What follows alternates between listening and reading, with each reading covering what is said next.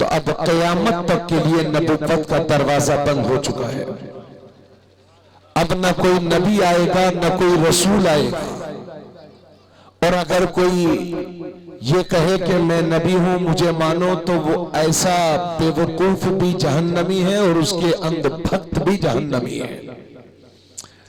अब न कोई नबी आएगा न कोई रसूल आएगा। क़यामत तक मेरे नबी की शरीयत का सिक्का चलता रहेगा। सवाल यह है कि जो सबसे बड़ा दीन है उसको आगे बढ़ाने के लिए तो अंबिया किराम सैकड़ों की तादाद में दुनिया में तशरीफ लाना थे, लेकिन अल्लाह ने नबूवत का दरवाजा बंद फरमा दिया। तो अब इस दीन को क़यामत तक आगे कौन बढ़ाएगा, कौन इस दीन की हिफाजत करेगा, कौन इस दीन की इशाअत करेगा, किन के हवाले है ये दीन? तो अल्लाह ने ये जिम्मेदारी दो जमातों के हवाले कर दी।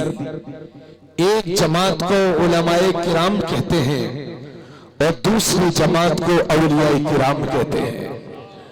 और आज जिस शख्सियत का हम जिक्र खैर करने जा रहे हैं वो अगर औलिया के भी इमाम हैं तो वो उलमा के भी इमाम हैं। शरीयत और तरीकत का जहां संगम होता है उस बारगाह को बारगाह कादरियत कहते हैं। अगर बातें अच्छी लगे तो अपने उलमा से कहूंगा कि जरा थोड़ी सी मदद कर दीजिए, इसलिए कि ये गांव है, जिधर आप चलेंगे वहां पब्लिक चलेगी। हजरात, अल्लाह का शुक्रिया है कि अल्लाह ने यह जिम्मेदारी दो जमातों के हवाले कर दी। एक को वलियों की जमात कहते हैं और एक को उलमा की जमात कहते हैं।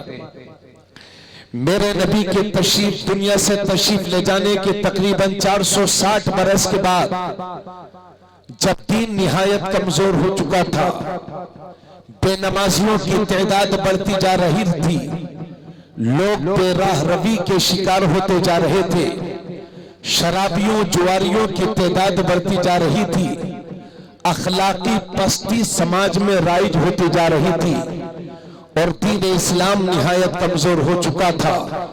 तो उस दौर में अल्लाह ने अपने नबी के दीन को तकवीयत बख्शने के लिए मुल्क ईरान के शहरे जिलान के कस्बा नीफ में पहली रमजानुल मुबारक 470 हिजरी यानी 1075 ईस्वी को जुमे के दिन सैयद अबू सालेह मूसा जंगी दोस्त और उनकी मुबारक अहलिया हजरत बीबी उम्मुल खैर के घर में जुमे के दिन पीरे पीरा मीरे मीरा शाहे जीना सैयदना व मुर्शिदुना अबू मोहम्मद मुहियुद्दीन शेख सैयद अल्लामा फहामा मुहद्दिस मुफक्किर मुतकल्लिम हाफिज कारी आलिम मुफ्ती अशा सरकार सैयद अब्दुल कादिर जिलानी हसनी हुसैनी सरकार नारे रिसालत शाने गौसे आजम अज़मते गौसे आजम उलमाए अहले सुन्नत सरकार गौसे आजम रज़ियल्लाहु ताला अन्हु को दुनिया में भेजा और आपके जरिए से दीन का ऐसा काम हुआ कि लोग 800 साल गुजरने के बाद भी आज भी उन्हें मुहियुद्दीन के मुबारक लक़ब से याद किया करते हैं। हज़रात, अब अपने उलमा की तवज्जो चाहूंगा। बहन, ए बेटियों, खामोश हो जाओ, बिल्कुल खामोश हो जाओ और आप सब भी उठक बैठक मत मचाइए, मोहब्बतों के साथ सुनिए। मौला शमसुद्दीन साहब, आप अदीब आदमी हैं तो ये अदब के चंद जुमले आपकी विसासत से पब्लिक की नजर करना चाहता हूँ। हजरात, पिछले 8 सदी के अंदर सरकार गौसियत मआब की बारगाह में दुनिया की हर जबान में मनक़बतें कही गई हैं, हजारों अशार हैं लिखे गए हैं, लेकिन जब से उर्दू वजूद में आया है उस वक्त से लेकर आज तक हजारों अशार हैं जो बारगाह गौसियत मआब में कहे गए, सैकड़ों कलाम हैं जो उनकी बारगाह में पेश किए गए, दर्जनों दीवान हैं जो गौसे आजम की बारगाह में पेश किए गए हैं। मगर तबरेज़ आलम कादरी का ख्याल यह है कि दुनिया के सारे उर्दू अदब के शोरा के अशार को एक तरफ रख दो, दुनिया के सारे शोरा के दीवान को एक तरफ रख दो और इमाम अहमद रजा के लिखे हुए उन चंद तारीखी अशार को एक तरफ रख दो, तो वो अशार दुनिया के दूसरे शोरा के दीवान पर भारी होंगे। और क्यों न हो, क्योंकि 6 साल की उम्र में मेरे आला हजरत ने यह मालूम कर लिया था कि बगदाद शरीफ किधर है। उसके बाद पूरी जिंदगी बगदाद शरीफ की तरफ कभी अपने पैर नहीं फैलाए थे। वो इमाम अहमद रजा जिनको दुनिया से गए हुए 1 सदी गुजर चुकी है, मगर कौम के बच्चे बच्चे को सिखा करके गए हैं कि कादरी कर, कादरी रख, कादरी में उठा, कदरे अब्दुल कादिर कुदरत नुमा के वास्ते। नारे तकबीर, नारे रिसालत, मसलके आला हजरत, कलामे आला हजरत, शाने गौसुल आजम। वो इमाम अहमद रजा के जब बारगाह गौसियत माब में कलम उठाते हैं तो कादरी होने का हक अदा करते हैं और अर्ज करते हैं। अशार बार बार सुने होंगे, मगर आज रंगे कादरी में रंग करके सुन लीजिए। जब मेरे इमाम का कलम उठा तो लिखते हैं, ए मेरे गौस वाह क्या मर्तबा, ए गौस है बाला तेरा, ऊंचे ऊंचों के सरों से है कदम आला तेरा, सर भला क्या कोई जाने के है कैसा तेरा, औलिया मलते ही आंखें वो है तलवा तेरा, क्या दबे जिस पे हिमायत का हो पंजा तेरा, शेर को खतरे में लाता नहीं कुत्ता तेरा, तू हुसैनी हसनी क्यों न मुहियुद्दीन हो, एक खिजर मजमा बहरैन है चश्मा तेरा, कसम दे दे के खिलाता है पिलाता है तुझे, प्यारा अल्लाह तेरा चाहने वाला तेरा, मुस्तफा के तने बेसाए का साया देखा, जिसने देखा मेरी जान जलवाए ज़ेबा तेरा, इब्ने ज़हरा को मुबारक हो अरूसे कुदरत, कादरी पाए तसद्दुक मेरे दुल्हा तेरा, क्यों न कासिम हो कि तू इब्न अबिल कासिम है, क्यों न कादिर हो कि मुख्तार है बाबा तेरा, और पंजतने पाक की विरासत की तरफ इशारा करते हैं आला हजरत, तो फरमाते ए मेरे गौस आप पंजतने पाक के वारिस हैं और अर्ज करते हैं नबवी मी अलवी फसल बतूली गुलशन, यानी ए गौसी आजम आप नबी के करम की सखावत की बारिश है, और उस बारिश में जो मौसम होता है वो अलवी होता है, अली वाला होता है, और उस मौसम में जो बाग फलता है वो फातिमी होता है, फातिमा वाला होता है, और उस बाग में जो फूल खिलता है वो हसनी होता है, और उस फूल से जो खुशबू आती है वो हुसैनी होती है। नबवी मी अलवी फसल बतूली गुलशन, हसनी फूल हुसैनी है महकना तेरा, नबवी जिल अलवी बुर्ज बतूली मंजिल, हसनी चांद हुसैनी है उजाला तेरा, नबवी खुर अलवी कोह बतूली मादिन, हसनी लाल हुसैनी है तजल्ला तेरा, तुझसे दर दर से सग और सग से है मुझको निस्बत, मेरी गर्दन में भी है। नार अपने हाथों को उठाओ मुसलमानों, नारा लगाओ कलामे आला हजरत पर, नारे तकबीर, नारे रिसालत, मसलके आला हजरत, कलामे आला हजरत, कलामे आला हजरत, शाने गौसुल आजम, उलमाए अहले सुन्नत, हजरत अल्लामा तबरेज आलम साहब क़िबला।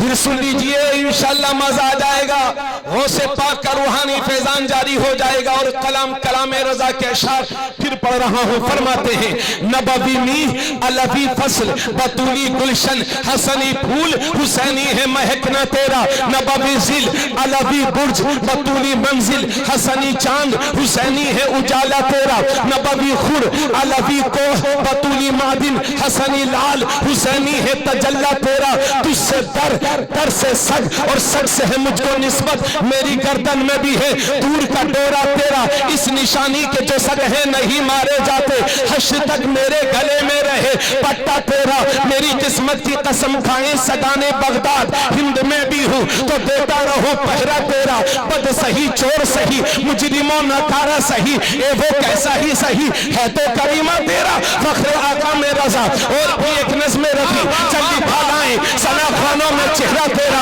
और मेरे आला हजरत गौसे पाक के दुश्मन अल्लामा को ललकारते हुए फरमाते हैं, अल्लामा कह रहे एक गौस वो तीखा तेरा, मर के भी चैन से सोता नहीं, मारा तेरा बादलों से कहीं रुकती है, कड़कती बिजली खाले छट जाती है, उठता है जो तेगा तेरा, अक्ल होती तो खुदा से न लड़ाई लेते, ये घटाएं उसे मंजूर बढ़ाना तेरा, क्योंकि तू घटाए से किसी के न घटा है न घटे, जब बढ़ाए तुझे अल्लाह ताला तेरा, क्योंकि बरफाना का जिक्र क्या है, साया तुझ पर बोलबाला है तेरा, जिक्र है ऊंचा तेरा, अक्ल होती तो खुदा से न लड़ाई लेते, ये घटाएं उसे मंजूर बढ़ाना तेरा, क्योंकि मिट गए मिटते हैं, मिट जाएंगे आधा तेरे, ना मिटा है ना मिटेगा कभी चर्चा तेरा।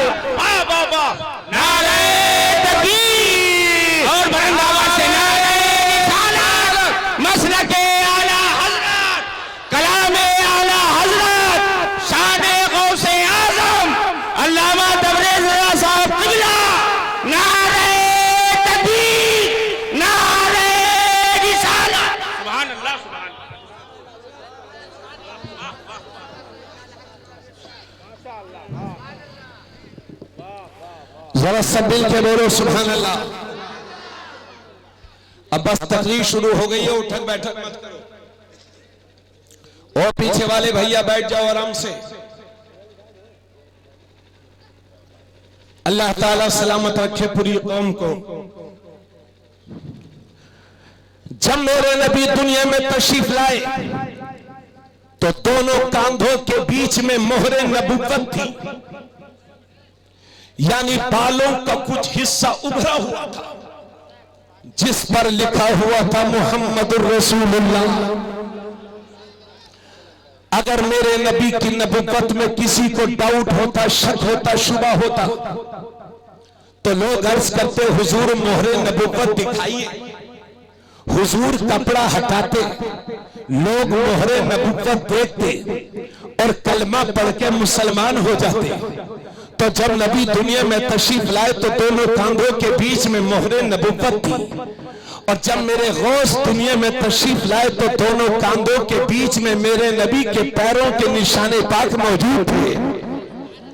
क्योंकि जब मेराज की रात में मेरे नबी मेराज के लिए तशरीफ ले गए, सिदरतुल मुंतहा पर पहुंच करके जिब्राइल ने जवाब दे दिया तो अल्लाह ने उस जगह पर गौसे आजम की रूह को वहां पर हाजिर किया, और मेरे गौस अपने कांधे पर उठा करके नबी के साथ सफर मेराज में थे।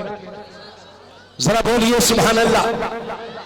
तवज्जो चाहूंगा, जब मेरे नबी दुनिया में तशरीफ लाए तो उस साल इस पूरी दुनिया के अंदर कहीं लड़की नहीं पैदा हुई। जहां जिन औरतों के यहां बच्चे पैदा होने थे, अल्लाह ने सबको बेटे ही बेटे अता फरमाए। क्योंकि मेरे नबी की आमद से पहले अगर किसी के घर में लड़की पैदा हो जाती थी तो लोग उसके घर ऐसे ही चले जाया करते थे। जैसे आज हमारे घर में किसी का इंतकाल हो जाए तो उसके दोस्त आते हैं और कहते हैं भाई सब्र करो। उस दौर में जिहालत का यह आलम था कि अगर किसी के घर में लड़की पैदा हो जाती तो उसके दोस्त आते और कहते भाई सब्र करो सब्र करो। तो उस दौर का वो जाहिल कहा करता था, अरे तुम किस सब्र की बात करते हो, इस मनहूसा ने पैदा होकर के मेरी इज्जत पर दाग लगा दिया है। मुझे किसी को अपना दामाद बना करके अपनी शान घटाना नहीं है, और जब तक मैं इसको जिंदा दफन नहीं कर दूंगा, चैन की सांस लेने वाला नहीं हूं। तो मेरे नबी की आमद से पहले बेटियों के मर्डर होते थे, बेटियों के कत्ल होते थे, बेटियों को जिंदा कब्र में दफन कर दिया जाता था। इसलिए अल्लाह ने जिस साल मेरे नबी तशरीफ लाए उस साल पूरी दुनिया के अंदर कहीं लड़की नहीं अता फरमाई। कहीं ऐसा ना हो कि उस साल भी कोई लड़की पैदा हो और उसका भी मर्डर हो जाए तो मेरे नबी की आमद के साल पर दाग लग जाए और इतिहास पढ़ने वाले इतिहास लिखने वाले जब इतिहास पढ़े और लिखें तो ये भी लिखने पर मजबूर हो जाए कि जिस साल रसूलुल्लाह दुनिया में तशरीफ लाए उस साल भी बेटियों के मर्डर हुए थे, उस साल भी बेटियों के कत्ल हुए थे। इसलिए अल्लाह ने इस दाग से बचाने के लिए अब पूरे साल पूरी दुनिया के अंदर कहीं लड़की नहीं अता फरमाई, बल्कि हर घर में लड़के ही लड़के अता फरमाए। और दूसरी बात यह है कि जब लड़की पैदा होती है हम तब भी बहुत खुश होते हैं, लेकिन जब लड़के पैदा होते हैं तो और भी ज्यादा खुश होते हैं। तो अल्लाह ने अपने महबूब की आमद के साल में हर घर में लड़के अता फरमाए ताकि हर घर में खुशियां बहाल हो जाए, हर गांव खुशियों में रंग जाए, हर मुल्क खुशियों में रंग जाए। तो जब मेरे नबी दुनिया में तशरीफ लाए तो इस साल पूरी दुनिया के अंदर अल्लाह ने कहीं लड़की नहीं अता फरमाई बल्कि लड़के ही लड़के पैदा हुए। और जिस रात में शहरे जिलान में मेरे गौसे आजम पैदा हुए, तारीख बताती है कि पूरे शहरे जिलान में उस रात में कोई लड़की नहीं पैदा हुई, बल्कि जिन जिन औरतों के यहाँ बच्चे पैदा होने थे अल्लाह ने सबको लड़के ही लड़के अता फरमाए। और एक रिवायत तो ये बताती है कि जिस रात में गौसे आजम पैदा हुए हैं उस रात में शहरे जिलान में 1100 लड़के पैदा हुए, 1100। और लड़के कभी ज्यादा होते हैं तो कोई शराबी होता है, कोई कबाबी होता है, कोई चोर होता है, कोई डाकू होता है, लेकिन तारीख बताती है कि शहरे जिलान में जब 1100 लड़के पैदा हुए उनमें कोई शराबी ना बना, कोई कबाबी ना बना, कोई डाकू ना बना, कोई चोर ना बना, बल्कि जितने पैदा हुए थे अल्लाह ने सबको वली बना दिया था।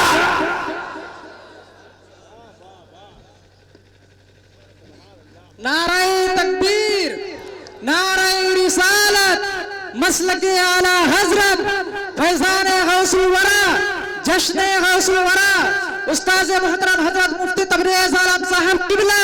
फूल मारेंगे न कांटों की लड़ी मारेंगे, मुजतहिद मारेंगे असहाबो वली मारेंगे, और जो भी करता है सहाबा से तबर्रेबाजी उसको फारूक के दुर्रे से अली मारेंगे। मैं कुछ बोल दिया करो, बच्चों की हौसला अफजाई कर दिया करो। तवज्जो चाहूंगा, आज जश्न गौसुल वरा में आए मुसलमानों, ऐसा लगता है कि आपने मौलाना नियाज साहब आपने तो मागी वालों को बुलाया था, लेकिन पूरा इलाका उमड़ आया है। हदीस शरीफ में लिखा है कि जहां 40 मुसलमान होते हैं उनमें एक वली जरूर होता है, और इतने मुसलमान कहीं आ जाएं तो सुभान अल्लाह।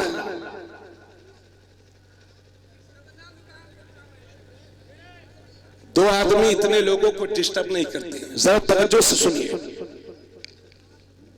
हजरत। लेकिन ये मेरे गौस की महफिल मुनाकिद करने वालों और घर घर उनके नाम से 11वीं शरीफ करने वालों, बकरे ज़िबह करा के फातिहा कराने वालों, और मेरे गौस को अपनी जान से भी ज्यादा चाहने वालों, आप 11वीं कर रहे हैं, सदबार मुबारकबाद। लेकिन गौस पाक की असल 11वीं यह है कि उनकी तालीमात पर अमल करो। आपने सुना है, और ये कोई गलत नहीं है, गौस आजम के खादिम फरमाते हैं कि जिन्होंने 40 साल मेरे गौस की खिदमत की है, फरमाते हैं मैंने गौस आजम सरकार को देखा कि ईशा के वुजू से फजर की नमाज 40 साल तक पढ़ी है।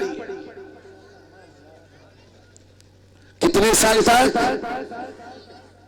और आखिरी उम्र के 15 साल वो गुजरे थे कि एक पैर का सहारा लेकर के खड़े हो जाते थे और रुकू में तब जाते थे जब पूरा कुरान करीम तिलावत करके खत्म कर लिया करते थे।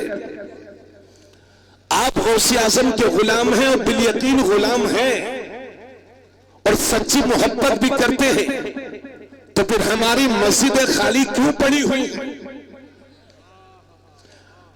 एक जमाना वो था कि नमाजी इतने होते थे कि मस्जिदें तंग हो जाती थी। आज जोहर में देखो तो 4 नमाजी 5 नमाजी, असर में देखो तो 4-5 नमाजी। हम एक जगह सफर में बरेली शरीफ जा रहे थे, रास्ते में एक मस्जिद पड़ी, हम मस्जिद गए, सोचा नमाज पढ़ने। एक साहब से पूछा यहाँ कितने नमाजी आते? बोले हजरत ना यहाँ कोई अजान का वक्त मुतय्यन है और ना नमाज का वक्त मुतय्यन है। जब वक्त हो जाता तब कोई आ जाता, नमाज पढ़ा देता, अजान पढ़ देता। बड़ी आबादी है मुसलमानों की। कहने लगे हजरत जुम्मे के दिन भी 10-15 लोग आते हैं। अब मुझे बताओ मुसलमानों, जब अल्लाह की नाराजगी, अल्लाह आपसे हमसे नाराज होगा तो फिर हमारे ये हालात नहीं होंगे तो और क्या होंगे? तवज्जो चाहूंगा सारे मजमे की। आज जिस दौर से मुसलमान गुजर रहा है, अब भी नहीं समझोगे तो कब समझोगे? मौलाना सयारुल मुस्तफा कादरी साहब अगर मुझसे एक बार कहें कि हजरत आप इस मौजू पर बोल दीजिए, मैं उनकी बात को नजरअंदाज कर दूं, फिर वो दोबारा कहें हजरत बोल दीजिए, फिर भी मैं न सुनूं, तो तीसरी बार बुलंद आवाज में कहेंगे कि हजरत मैं ये कह रहा हूं कि आप इस बात को बोल दीजिए, मैं फिर भी नजरअंदाज कर दूं, तो बोलो ये मुझसे नाराज होंगे कि नहीं? और ऐसा नाराज होंगे कि शायद जिंदगी में मुझसे दोबारा फिर कभी बोले। अगर ये 3 बार मुझसे कहें और मैं ना सुनूं तो ये नाराज हो जाए। मेरे रब ने मुख्तलिफ सेगों के साथ कुरान में 700 बार नमाज का जिक्र किया है, फिर भी हम नहीं पढ़ेंगे तो मेरा रब हमसे नाराज होगा कि नहीं? याद रहे, कुफ्र और इस्लाम के दरमियान सबसे बड़ा फर्क नमाज का है। अभी नानपारा में बहुत बड़ा जलसा था, तो हमने वहां भी लोगों को ये याद दहानी कराई। अभी एक मंत्री जी का इंटरव्यू शामिल हुआ, लोगों ने सुना। मंत्री जी कह रहे थे कि ये नमाज वगैरह के चक्कर में मुसलमान पड़े हुए, मौलवियों के चक्कर में पड़े हुए, भक्ति कर रहे हैं, मुल्ला मौलवियों के पास जाएंगे तो कहां से तरक्की करेंगे? तो उन मंत्री जी को बता दो कि आप शोबाए तामीरात से ताल्लुक रखते हैं, नमाज क्या है इसके बारे में आपकी एक बात भी नहीं मानी जाएगी। नमाज के बारे में हम मुसलमानों के लिए हमारे नबी का पैगाम सबसे ऊंचा दर्जा रखता है। किसी मंत्री संतरी, किसी भी सुपर पावर की हम नहीं सुनेंगे। नमाज मुसलमानों के ईमान का हिस्सा है, इसलिए नमाज को अपनी जिंदगी में शामिल कर लो। अल्लाह के नबी ने एक बार इरशाद फरमाया था, ए लोगों, जब तुम्हारे बच्चे 7 बरस के हो जाएं तो उन्हें नमाज का हुक्म करो, और जब तुम्हारे बच्चे 10 साल के हो जाएं तो उन्हें मार मार करके नमाज पढ़ाओ, लेकिन उनको डंडे से नहीं मारना है, तमाचा मार देना है, डांट देना है, ताकि आपका बच्चा नमाज का आदी हो जाए। हालांकि ये उलमा बैठे हैं, मेरी बहन, जिस तरह से मर्दों पर नमाज फर्ज है, इसी तरह से औरतों पर भी नमाज फर्ज है। अलावा चंद दिनों के, माहवारी के वो दिन कि जिन दिनों में औरतें नापाक होती हैं, वो दिन छोड़ करके बाकी जब से मर्द हो चाहे औरत जब बालिग हो जाते हैं तो जिंदगी की आखिरी सांस तक नमाज माफ है। लेकिन आपके लिए शरीयत ने कुछ छूट दी है, माहवारी के अय्याम में आप पर नमाज माफ है। और जब बच्चा पैदा होता है उसके बाद जो खून आता है उसे निफास कहते हैं, जिसकी कम से कम मुद्दत मुतय्यन नहीं है, लेकिन ज्यादा से ज्यादा मुद्दत 40 दिन है। उन दिनों में खून आता है, औरतों पर नमाज माफ है, औरतों पर अल्लाह ने खास फजल करम किया है। लेकिन मेरी बहन, नॉर्मली हालात में आप पर भी नमाज फर्ज है, आप पर भी नमाज फर्ज है। अल्लाह के नबी ने फरमाया था, जब तुम्हारे बच्चे 7 बरस के हो जाएं तो उन्हें नमाज का हुक्म करो, और जब 10 बरस के हो जाएं तो उन्हें मार मार करके नमाज पढ़ाओ। और यह भी फरमाया था कि जब तुम्हारे बच्चे 10 बरस के हो जाएं तो उनके सोने के बिस्तर अलग कर दो। यानी 10 साल उम्र होने के बाद कोई भी बहन अपने भाई के साथ न सोए, और कोई भी बहन अपने भाई के साथ न सोए। यानी उम्र बच्चे की 10 साल हो जाए तो उसके सोने के बिस्तर अलग अलग कर दो। ये आपके नबी फरमाते हैं, मेरे नबी फरमाते हैं।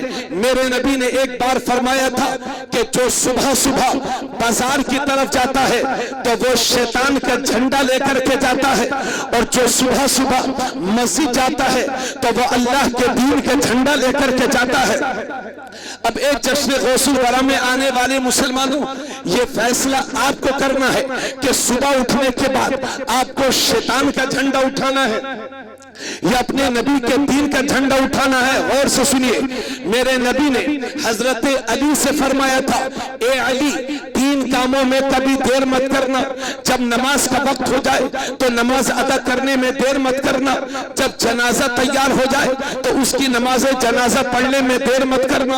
और जब किसी बेवा का विधवा का मुनासिब रिश्ता मिल जाए तो नबी फरमाते हैं, विधवा का बेवा का निकाह करने में देर मत करना। आज हम लोग देखते हैं कि अगर सुबह सुबह किसी बेवा पर नजर पड़ गई, किसी विधवा पर नजर पड़ गई, तो लोग कहते हैं आज का दिन मनहूस हो गया है, आज का दिन बुरा हो गया है। मुसलमानों, ये तुम्हारे नबी की तालीम नहीं है। अगर किसी बेवा पर सुबह आपकी नजर पड़ जाए तो वो दिन आपका मनहूस होने वाला नहीं है। तुम्हारे नबी फरमाते हैं कि अगर बेवा का मुनासिब रिश्ता मिल जाए तो उसका निकाह करने में देर मत करना। खुद मेरे नबी ने भी 25 साल की उम्र है मेरे नबी की, कुंवारे हैं मेरे नबी, और इतिहास बताता है कि 25 साल का मेरा कुंवारा नबी जब पहला निकाह फरमाता है तो मक्के की किसी कुंवारी लड़की से नहीं बल्कि 40 साल बेवा हजरत खदीजतुल कुबरा से मेरे नबी पहला निकाह करते हैं। और हजरत खदीजतुल कुबरा एक शोहर से बेवा नहीं बल्कि 2 शोहरों से बेवा थी हजरत खदीजतुल कुबरा। मेरे नबी ने अपने निकाह में उन्हें कबूल फरमा करके कयामत तक के लिए बेवाओं को सम्मान दिया है, विधवाओं की इज्जत की लाज रखी है। जरा गौर से सुनिएगा। तो ए मेरी बहन, आज हम जुमला सुनते हैं। आज एक जुमला मैं बोलूं, आप परेशान तो नहीं है, बात समझ में आ रही है? चाय जल्दी पिला दो, शोर न किया करो, और आप हजरात भी सुनो मेरी बातें। आज जुमला बोला जाता है कि बेटी पढ़ाओ बेटी बचाओ, बेटी पढ़ाओ बेटी बचाओ। अच्छी बात है, बेटी पढ़ाओ और बेटी बचाओ। ये जुमला हम कई साल से सुनते आ रहे हैं, लेकिन जिस मुल्क में इस जुमले को बोला जाता है उसी मुल्क के अखबार बताते हैं कि कोई दिन ऐसा नहीं है जिस दिन बेटियों की इज्जत लूटने की खबरें न आती हो। कोई दिन ऐसा नहीं है जिस दिन बेटियों की हत्या न होती हो। कोई दिन ऐसा नहीं है जिस दिन बेटियों के मर्डर न होते हो। अल्लाह का शुक्र है, अगर इन बेटियों का एहतराम अगर दुनिया को सही मानों में किसी ने बताया है तो वो पैगंबर इस्लाम की जात है, मेरे नबी की जात है। खुद मेरे नबी अपनी गद्दी पर तशरीफ फरमा होते और जब कभी हजरत फातिमा तशरीफ लाती तो मेरे नबी अपनी बेटी की इज्जत के लिए खड़े हो जाया करते थे और अपनी जगह पर अपनी बेटी सैयदा फातिमा ज़हरा को बिठाया करते थे। यह है मेरे नबी की दी हुई इज्जत जो दुनिया के बेटियों के नसीब में हिस्से में आई है। और सुनिए, तिरमिज़ी शरीफ की हदीस है, जिल्द सानी, अल्लाह के नबी फरमाते हैं, मन कानत लहू सलासु बनात औ सलासु अखबार औ इब्नतान औ उख्तान फअहसन सुहबतहुन्ना वत्तक़ल्लाह फीहिन्ना फलहुल जन्ना। अल्लाह के नबी फरमाते हैं, अल्लाह ने जिसे 3 बेटियां दी या 3 बहनें दी या 2 बेटियां दी या 2 बहनें दी और उसने अपनी बेटियों के साथ अपनी बहनों के साथ अच्छा सलूक किया, उनकी परवरिश कर दी, जवान कर दिया, जवान करने के बाद शादी कर दी, उनके हुकूक अदा कर दिए। नबी फरमाते हैं फलहुल जन्ना, उस शख्स के लिए जन्नत है, जन्नत। सुभान अल्लाह। नबी फरमाते हैं, तिरमिज़ी शरीफ की हदीस है, सफा नंबर 13 है, आका फरमाते हैं मनिब्तुलिया बिशैइन मिनल बनात फसबरा अलैहिन्ना कुन्ना लहू हिजाबम मिनन नार। अल्लाह ने जिसे बेटियां दी और उसने अपनी बेटियों पर सब्र किया तो कयामत के दिन उसकी ये बेटियां अपने बाप के लिए जहन्नम से पर्दा बन जाएंगी, यानी आमाल होंगे जहन्नम में जाने के काबिल मगर ये हमारी बहनें जहन्नम में जाने से बचा लेगी, हमारी बेटी जहन्नम में जाने से बचा लेंगी। अल्लाह के नबी ने एक बार अपना दाहिना हाथ खड़ा किया, ये दोनों उंगलियां मिलाई और फरमाया मन आला जारियतैन, जिसने दो बेटियों की परवरिश की तो वो और मैं जन्नत में इन दो उंगलियों की तरह करीब करीब होंगे। सुभान अल्लाह सुभान अल्लाह। यह है वो इज्जत जो दुनिया भर की औरतों को पैगंबर इस्लाम ने दी है, मुसलमानों के नबी ने दी है।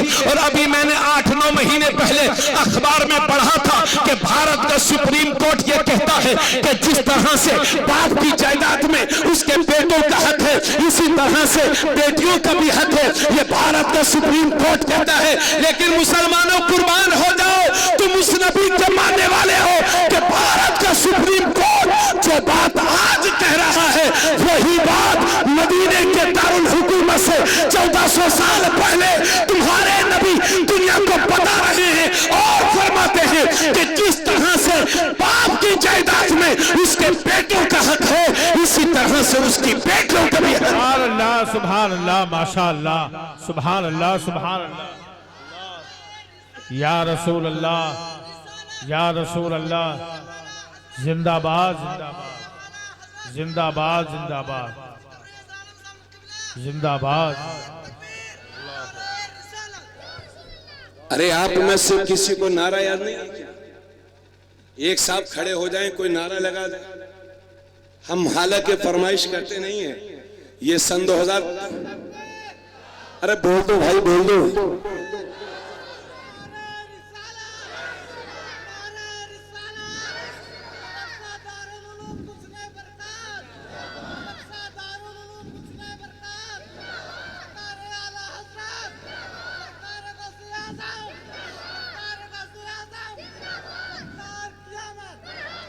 माशाल्लाह, या तो किसी मौलाना साहब या हाफिज साहब के भाई हो या बेटे हो या खानदान में कोई ना कोई आलिम दीन है जिसका असर आपकी जबान पर मालूम होता है। वो मौलाना नियाज साहब का भतीजा है। अगर एक फैमिली के लिए एक डॉक्टर की जरूरत है, अरे भाई आप लोग कहते हैं ना फैमिली डॉक्टर, तो अगर एक फैमिली के लिए एक डॉक्टर की जरूरत है तो रूहानी तरबियत के लिए एक आलिम दीन की जरूरत नहीं है। अरे बहनों चुप हो जाओ, ये जेठ का मेला नहीं है, ये गौसे पाक का जलसा है।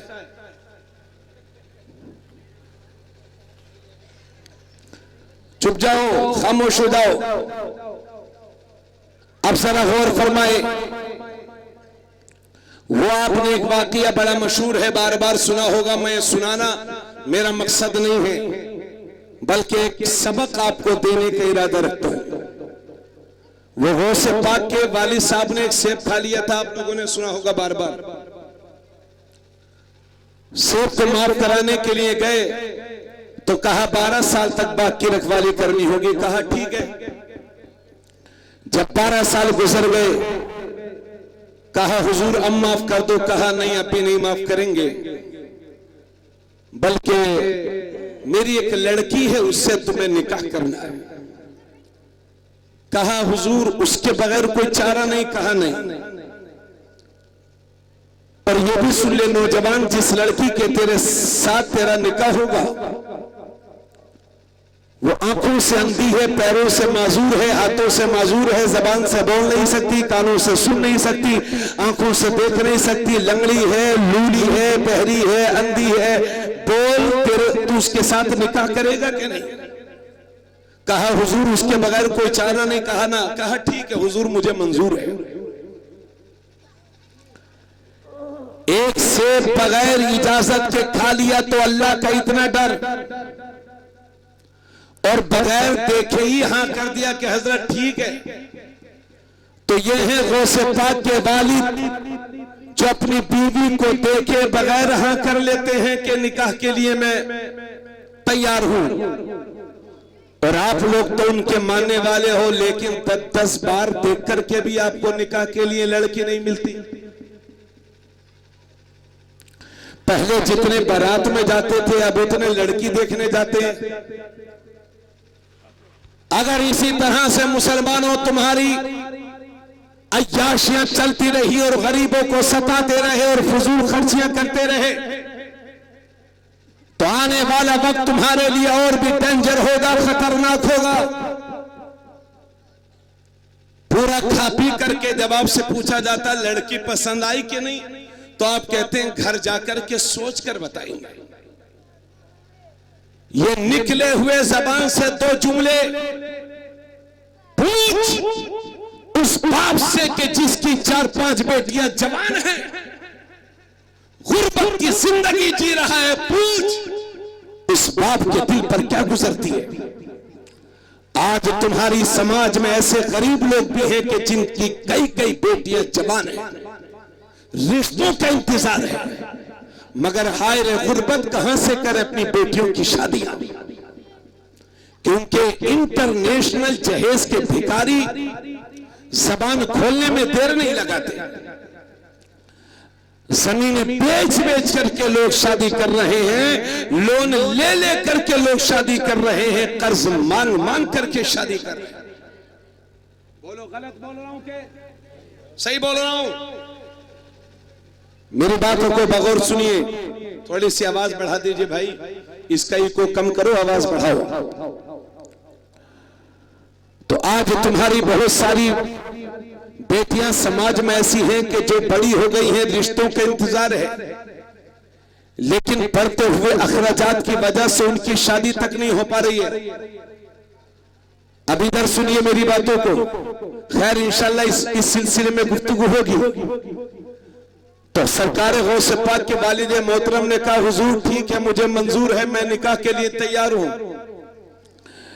निकाह हो गया और जब निकाह होने के बाद अपनी बीवी के कमरे में गए, पहली बार सलाम किया, अस्सलाम वालेकुम, और जो पलट के जवाब दिया है वालेकुम अस्सलाम, क्या देखते हैं सैयद अबू सालेह मूसा जंगी दोस्त कि ऐसी हसीना और खूबसूरत लड़की बैठी हुई है कि जिसके हुस्न को देखकर चांद भी शर्मिंदा हो जाए।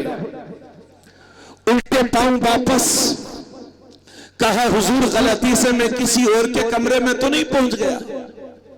कहा नौजवान तुझे मुबारक हो, वही तेरी बीवी है और उसी के साथ तेरा निकाह हुआ है। और सुन, मैंने अपनी बेटी को नाबीना इसलिए कहा था कि जब से मेरी बेटी बड़ी हुई है उस वक्त से लेकर आज तक मेरी बेटी ने किसी गैर महरम को अपनी आंखों से देखना नहीं है। मैंने अपनी बेटी को लंगड़ी इसलिए कहा था कि मेरी बेटी ने शरीयत के खिलाफ एक कदम नहीं उठाया है। मैंने अपनी बेटी को बहरी इसलिए कहा था कि मेरी बेटी ने शरीयत के खिलाफ एक जुमला नहीं सुना है। तो जब माँ ऐसी होती है और जब बाप ऐसा होता है कि एक सेब को माफ कराने के लिए 12 साल तक बाप की रखवाली कर रहा है, जब बाप ऐसा होता है और जब माँ ऐसी होती है, जब दोनों मिलते हैं तो उस घर में गौसे आजम का जन्म होता है, उस घर में गौसे आजम पैदा हो सकते हैं। अब तुम्हारी बेटियां मार्केट में नंगे सर घूम रही हैं, तुम्हारी घरों की बहन बेटियां बेपर्दगी के साथ समाज में घूम रही हैं, कैसे इनकी गोद से कोई नेक औलाद पैदा होगी?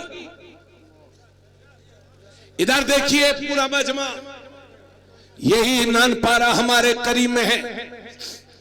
50-50 साल की औरतें, 60 साल की औरतें, जिनके पोते भी हैं, जिनके नवासे भी हैं, और मियां लाली पाउडर लगा करके जो इस्लामी वकार और हया की धज्जियां उड़ा रही हैं, ये मां बहनें पूरी कौम को, पूरी समाज को रुस्वा और शर्मिंदा करके रखवा दिया। इल्जाम नहीं लगा रहा, जाकर के देखो अपनी शादियों में, तुम्हारी शादियों में जिस तरह की बेपर्दगी हो रही है, क्या तुम्हारे नबी ने तुम्हें यही सिखाया था? यही तालीम है गौसे आजम की, यही तालीम है तुम्हारे नबी की। आज तो मियां कोई नेक आदमी किसी शादी में जाने तक के लायक तक नहीं रह गया।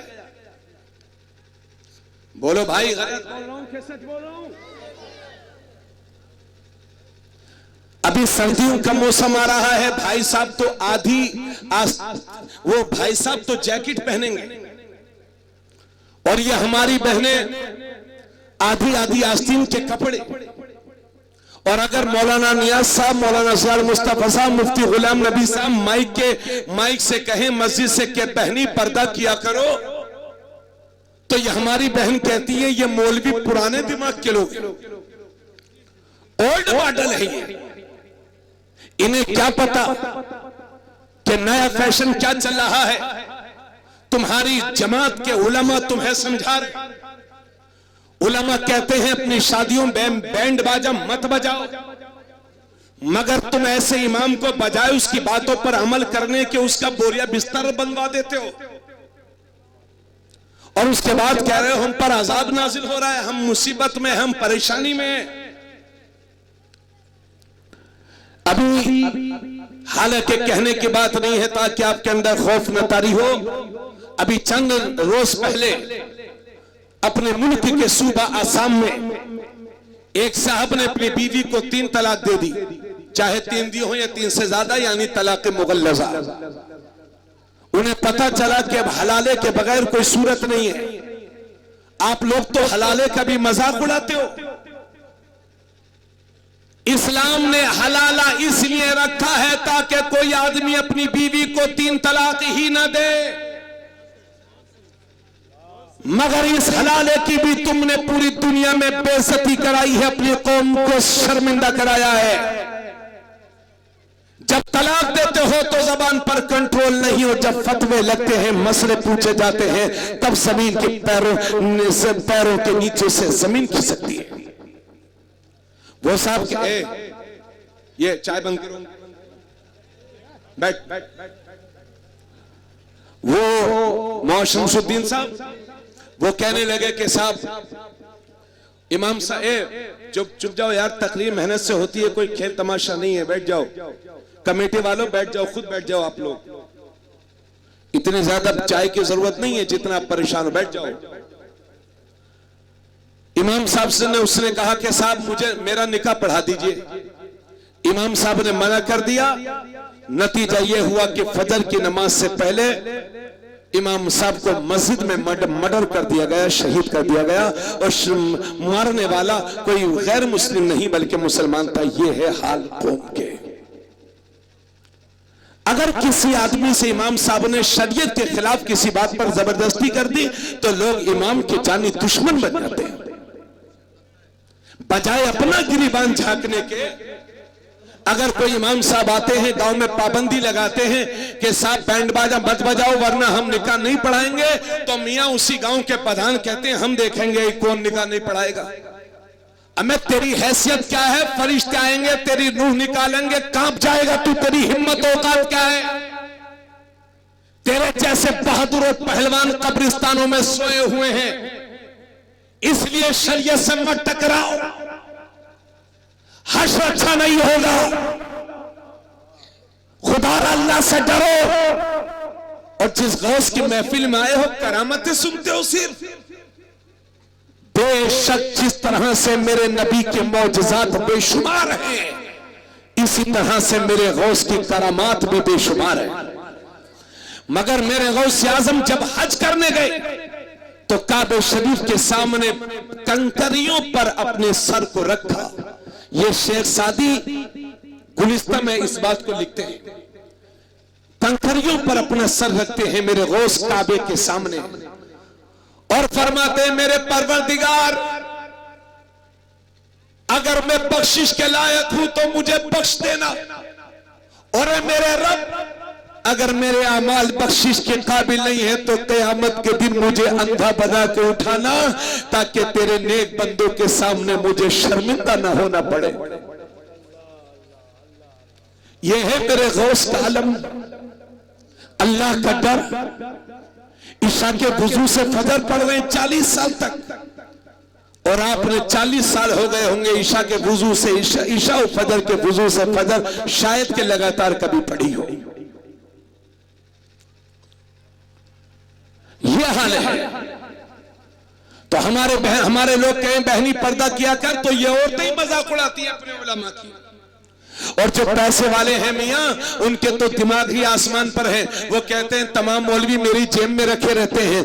एक से एक मुफ्ती से मेरी बात है और वो कहते हैं साहब हमारी बेटी तो बहुत अच्छी है, ये मौलवी लोग पुराने दिमाग के हैं, ये हमारे घरों को हमारे लिए जेल बनाना चाहते हैं, हमारी बेटियों के लिए कैद खाना बनाना चाहते हैं। आज के पैसे वाले कहा करते हैं, आज के सेठ कहा करते हैं कि साफ दिल अच्छा होना चाहिए, नजरों का पर्दा नहीं होता। तो इन सेठ जी को बता दो, इन मालदार लोगों को बता दो कि अल्लाह ने नजर को नीचे रखने का हुक्म कुरान में फरमाया है। और सुनो, पहले नजर भटकती है तो दिल में खटक पैदा होती है, और जब दिल में खटक पैदा होती है तो शहवत का गलबा होता है, और जब शहवत का गलबा होता है तो इरादे जन्म लेते हैं, और जब इरादे जन्म लेते हैं तो इंसान का ये कदम जिना की तरफ भटकता है, जिना की तरफ जाता है।